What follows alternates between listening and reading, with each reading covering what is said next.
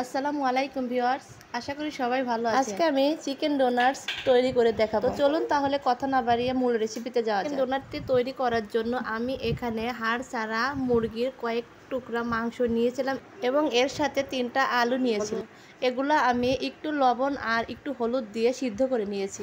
এখন আমি আলুগুলাকে ম্যাশ করে নিচ্ছি। মাংসগুলাকে আমি ছাড়িয়ে নিয়েছি। আমি এর মধ্যে বেশি করে পেঁয়াজ কুচি দিয়ে দেব, এর সাথে গাজর কুচি দিয়ে দেব এবং কয়েকটা কাঁচামরিচ কুচি করে দিয়েছি। এখন আমি এর মধ্যে হাফ চা চামচ হলুদের গুঁড়া, হাফ চা চামচ মরিচের গুঁড়া ও হাফ চা চামচ ধনিয়া গুঁড়া এবং স্বাদ মতো লবণ দিয়ে তারপর আদা বাটা, রসুন বাটা, গরম মশলা বাটা এবং একটু আটা দিয়ে সবগুলো একত্রে এখন মাখিয়ে নিব।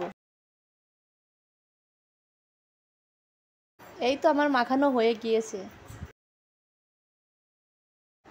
এখন আমি এর সঙ্গে একটা আটার মিশ্রণ তৈরি করার জন্য এখানে আমি হাফ কাপ আটা নিয়েছি এবং এর সাথে সামান্য পরিমাণে হলুদের গুঁড়া, ধনিয়া গুঁড়া, মরিচের গুঁড়া, এর সাথে সামান্য একটু লবণ ও চিলি ফ্লেক্স দিয়ে দিচ্ছি। এখন আমি এগুলা মিলিয়ে একটু একটু করে পানি দিয়ে একটি ব্যাটার তৈরি করে নিব। খেয়াল রাখতে হবে এই ব্যাটারটি যেন পাতলাও না হয় আবার একটু ঘনও যেন না হয়।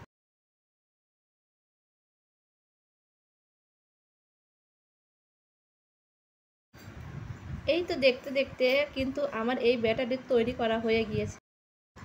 তো চলুন এখন ডোনাটটি বানানো যাক। এখন আমি এই মিশ্রণটি বল শেপ করে নিব। করার পরে এখানে আমি একটি মুখটির সাহায্যে গোল করে নিব।